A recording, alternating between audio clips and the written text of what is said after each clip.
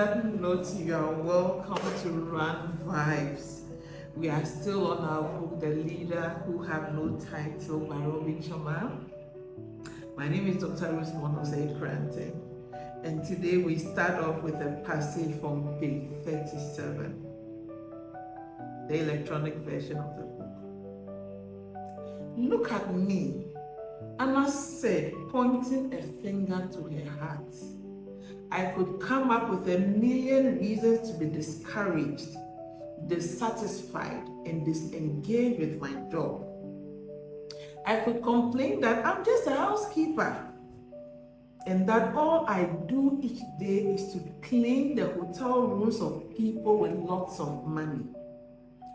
But one of the greatest freedoms each of us has as people is the freedom to choose how we view our roles in the world. The freedom to choose how we view our roles in the world. And the power we all have to make positive decisions in whatever conditions we happen to find ourselves.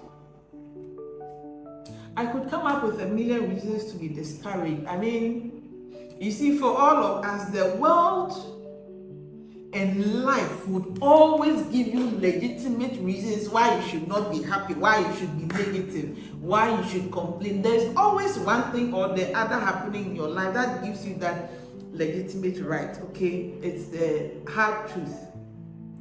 Your work may feel very boring, very repetitive.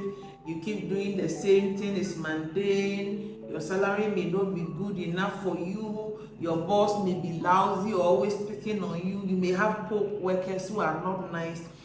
You may be in a place where you are not recognized for all the things you are doing. It may be at your job, it may be in your marriage, it may be in your relationship, in your family. But you are in a place where you are doing so much, yet nobody recognizes what you bring to the table.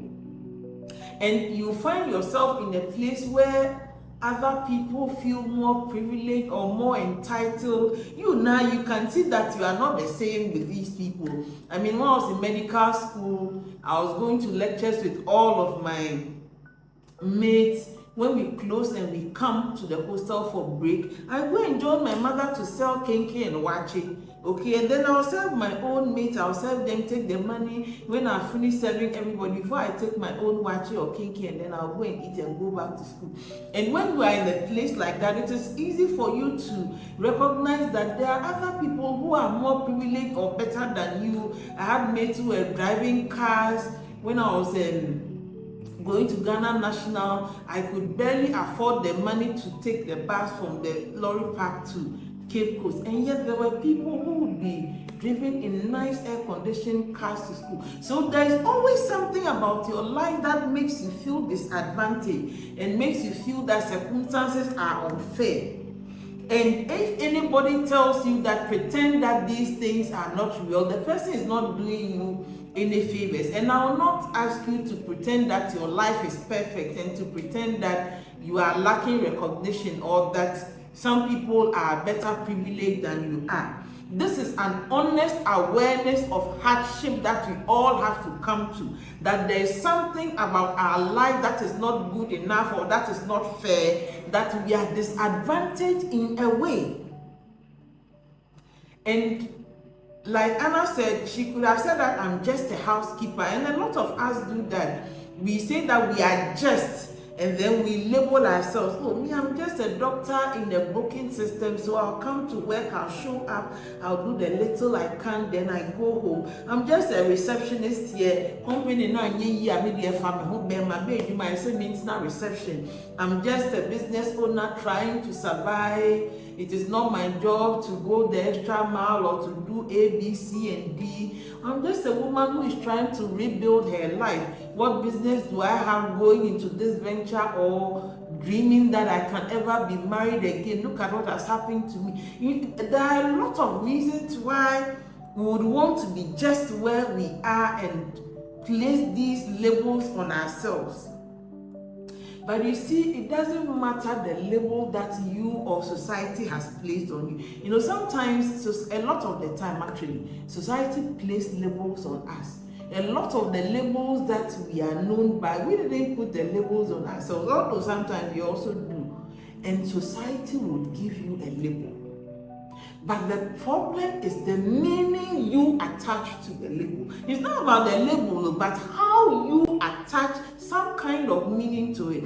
And so for me, being called the kinky seller or the kinky seller's daughter, to a lot of people, that is like a nyakra, it's disgraceful, it's shameful. But as I went through that phase of my life where I was the kinky seller's daughter, I did not allow that to define me. Yes, I'm the kinky seller's daughter. Yes, every day I go to sit by the roadside to sell kinky. But that is not just all I am. I'm like any ordinary, brilliant young girl learning and with a dream to become a doctor in future. And so beyond the labels that people have given me, I had a meaning into my own life.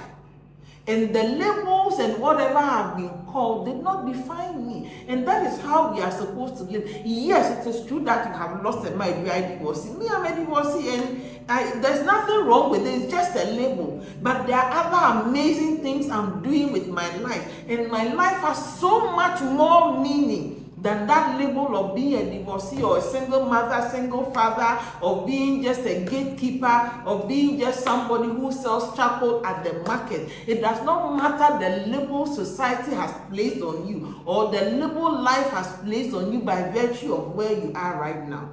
What meaning are you attaching to your life beyond the labels that you have been given? And one of the greatest freedoms, the book said, is the freedom to choose how we view our roles. How do you view the role that has been given you? And so, for example, you are in an organization. You've been made the security man. And I say this to my security people all the time. I've put you here, but don't be defined by this role. I want you to magnify your office and attach every kind of meaning you possibly can attach to this role to it. And let people understand that you are not just a security man, you are here to make a difference on your way to becoming. Okay, so perspective is a choice.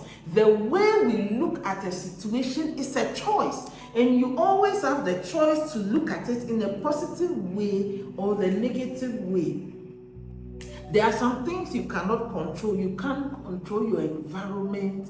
You can't control where you were born into. Maybe we were USA. But me na mete USK, United States of Castle, I don't have any choice over it. You don't have any control over the kind of people that you are surrounded with, your family, the people you get to work with. Even when you employ people, even if you're an employer and you employ people, you get to choose them, but you will not know all of them, as in who they are completely. It's only after you work with them for a while that you realize that, hey, you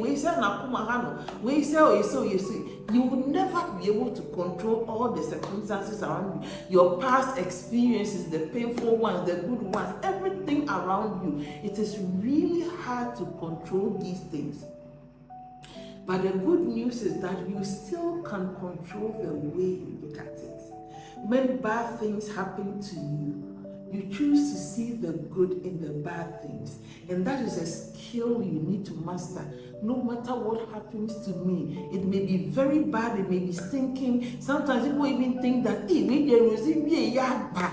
And then sometimes your enemies are very happy, they start rejoicing because they're like, as for this one, there's no way Akosia is going to escape this. Oh, no.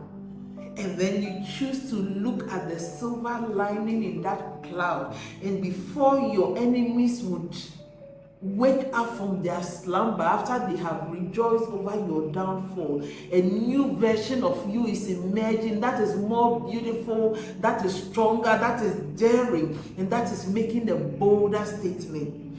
You cannot control everything around you, but you can still control how you respond. You can control your attitude as you go through a difficult or rough patch in life.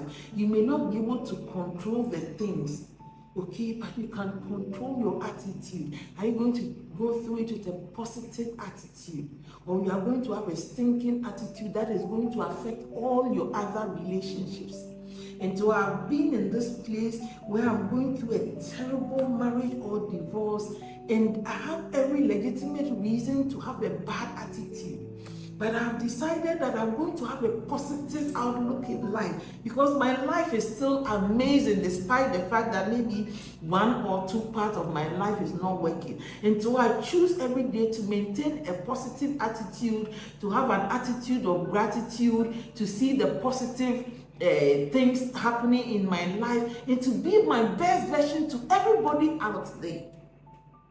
You get to decide what your attitude should be, and you get to respond to any and everything that happens in your life. There is no set way to respond.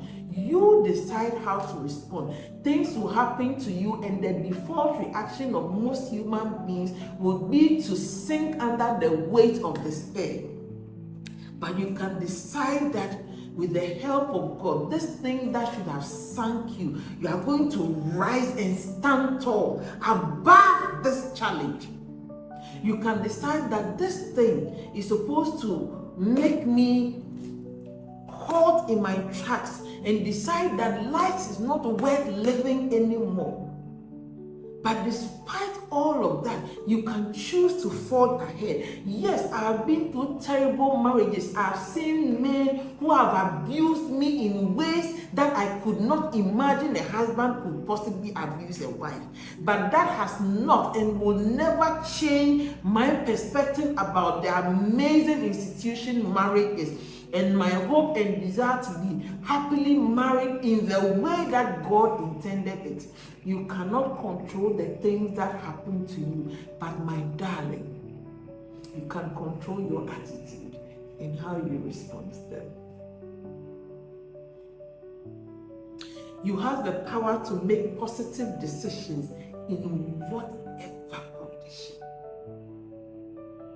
And even in very difficult or trying circumstances, you still have the opportunity to act with excellence, to choose gratitude. You still have the option to treat people well. I've had people who have treated me like shit, forgive my French. People who have been terrible and unkind to me. But I've always, with the help of God, done my ultimate to treat people well, even when they have not treated people. And last but not the least, as you go through trying and limiting circumstances, you still have the option to grow internally through. You see, now I'm so acquainted and comfortable with difficult situations that when I get into these conditions, I'm excited. You know why? Because it never leaves me the same. The number of my scars, the number of my battles, the number of my difficulties, it determines the weight of the person, this amazing person I have become, because I have learned to use the storms, okay, to my advantage, and to grow internally and to deepen my roots, to develop my strength of character, to develop my faith in God, to be able to look the storm in the eye and still smile. And each time I come face to face with a smile, with a storm, forgive me, I grow stronger and I go daring, and I know that there's nothing that can break me, because I've seen the worst in life. You cannot control what happens to you, but you can control how you respond to it. And you can let the storms of your life be a fuel for your internal growth and fortification. What that this means practically in life, it means, for example, in your work, Instead of saying that, oh God, I have so much to do, so much work, this, that. You can say that I am entrusted with so much responsibility. So it is my job to report all these x-rays. All these people are waiting for me to give them a report so that the doctor knows what to do for this patient. And many times when I have been overwhelmed with workload and it's beginning to get to me, I take a step back, I sit back, and then I tell myself that, look, don't be overwhelmed. First of all, thank God that you are not the one in this computer waiting for your report. You have the privilege of sitting in a beautiful air-conditioned office, and all you have to do is to write a report. You are not that patient in the emergency with a head injury. You are not the spouse or relative of this patient who is praying that their relative will make it through the night. All you are is the radiologist writing this report. And when I shift my perspective, it galvanizes me into action. Because guess what? My life is so much better when I look at it that way. And even if I have 100 reports to write, I get a positive attitude to go about my way. In your relationships, instead of saying that this thing that this person took me through is painful, how could he have done that? How could she have done that to me? Instead of saying that, ask yourself, where is the opportunity for me to gain wisdom and discernment in this situation? People have been bad to me, people have hurt me, people have swindled me, but I've used that as an opportunity to learn wisdom, to sharpen my intuition, to become a more discerning person. And I have learned about human nature, and it is easier now for me to smell bullshit miles away before it gets close to me. In difficult situations, instead of saying that my whole life is falling apart, instead of saying that my life has come to an end, everything I have built has come crumbling down, tell yourself, this is an opportunity for me to rebuild myself into somebody who is stronger, who is wiser, and who is more robust and ready to weather the storms of life. And on that note, we are going to go into the first acronym that the teachers taught in this book, The Leader Without a Title. So Anna in the book is a housekeeper, and she taught Blake about the acronym IMAGE, IMAGE, and we are quickly going to go through what each of these letters mean. I in the image is for innovation. Innovation is simply, what can I do differently? Today, what can I do about my life that is different? I is for innovation. What can I improve today? What can I do differently? You know, we all have routines. So, for example, you wake up in the morning, you do A, B, C, and D before you leave for work. When you come to work, there's a way you do things. It's routine, okay? But a lot of us are afraid to shatter the routines and introduce something different. You need to constantly be asking yourself, is there something I can do about my life at home, at work, in my relationship that can boost productivity, that can make my partner feel more loved, that can make my children experience me better?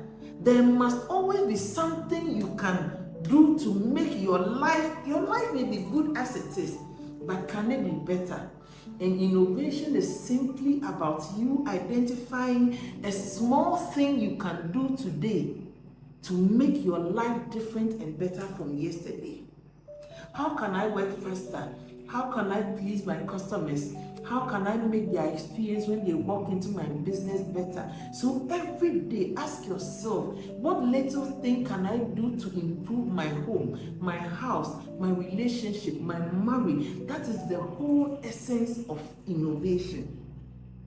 And the thing is that the big dreams or the big things that we achieve in life, it does not have to be one big change at a time. These little acts of innovation, oh, today let me change this, tomorrow let me change this, over a period of time, it adds up to a very big difference in your life or in the life of your organization, or in the experience that your customer gets when you walk into your business. Start today, start now with whatever you have. Look around you in your office. What is it that you can change? Sometimes it's even about the way the furniture has been arranged, or the way you greet a customer when they walk in, or how you respond when you pick up the phone to talk to somebody. M in the acronym stands for mastery. We all need to learn to be so good at what we are doing that people cannot ignore us. You need to be so good at it. Look, when you start in the beginning, it may not be that good, but you are aiming for perfection. Mediocre is not a part of our vocabulary here. You need to be that person who will get the job done. You should be that person that people know that a Juma will make the share kwabenansa. He will make sure that this work is done. Nipa be Juma nama or da na wada, because when him say obey na wasa ye. I mean, many years ago when I was building, I have built a few times in life. There are a lot of artisans that when you employ them to work, you have to be constantly be on site to make sure that they are doing. And yes, I'll say with Juma now. And I have had the privilege of working with other artisans. I have a tiler, Opoku Nyamesha Wati. When I give Opoku tiling work to do it, I don't even have to step there. This guy will do it and do it even better than I imagined. You need to be so good at whether it is sweeping, whether it's being a housekeeper. I have a housekeeper now, happy, she's amazing. I give her the job and she will exceed my expectation. You need to expect more from you than anybody else in the world will. So if your boss is constantly on you and complaining that you are doing substandard work, then you are not doing well.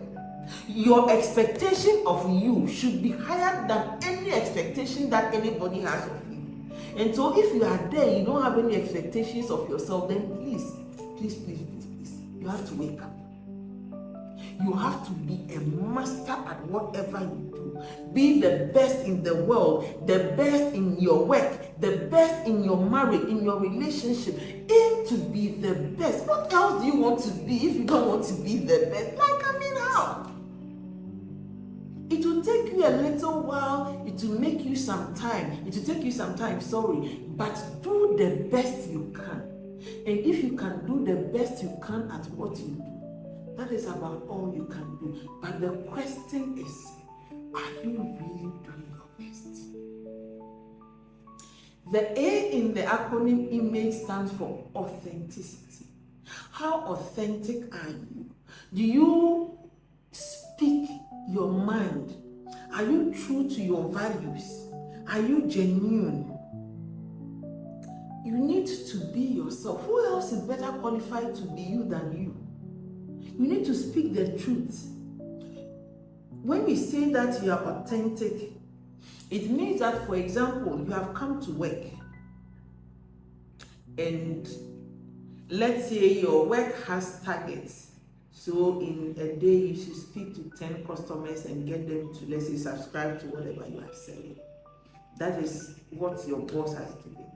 But you know in your heart that you, in a day, you can speak to 50 people and get them to sign on.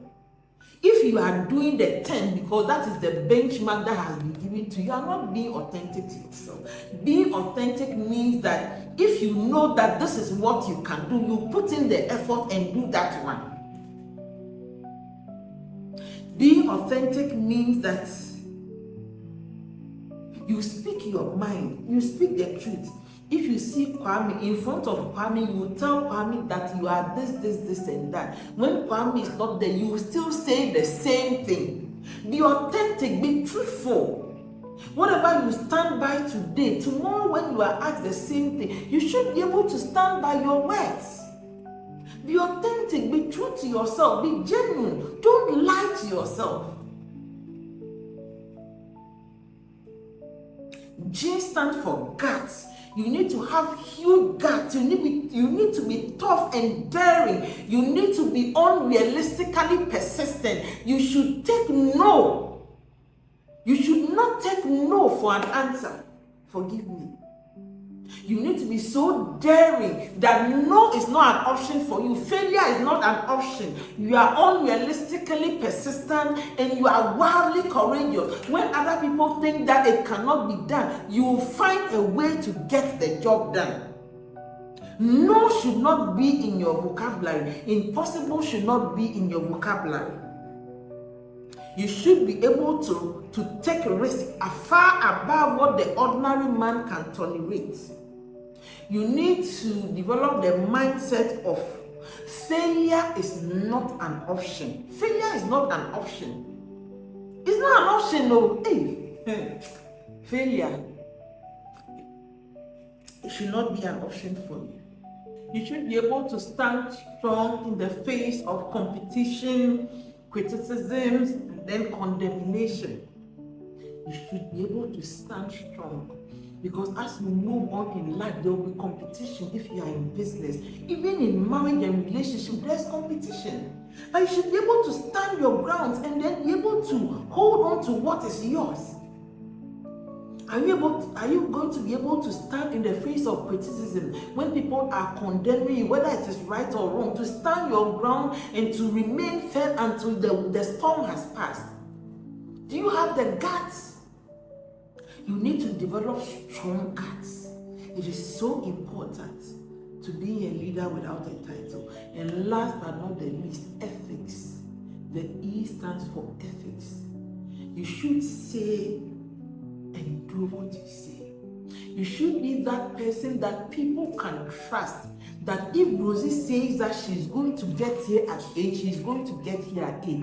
If Rosie says that she's going to get this job done within such a time, she's going to get it done. If Rosie says that this is going to be the outcome, we can trust that Rosie is going to make sure it happens. If Rosie takes my money and tells me that I'm going to give you this money back in a week, if she takes my goods and products, she says that I'm going to pay you by the 15th of May. You can be rest assured that on or before the 15th of May, Rosie is going to pay. Integrity is important, and it is one of the garments you should learn to wear.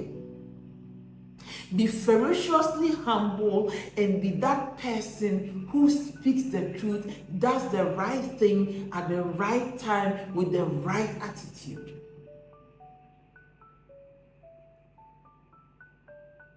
You should be courageous enough to ensure that your deeds truly reflect your creed or what you say. I had one of the rudest shocks in my life when I realized that somebody I had lived with for over a year did not believe a word of anything he ever said or did. This person is somebody who has written books. And I can tell you on authority that he does not even believe a word in any of the books he has written. You should not be that person. You should be that person who says this and acts it. Your deed and your creed should be the same. And on that note, we bring down the curtain for today's episode. See you in our next episode. Until then, God bless you.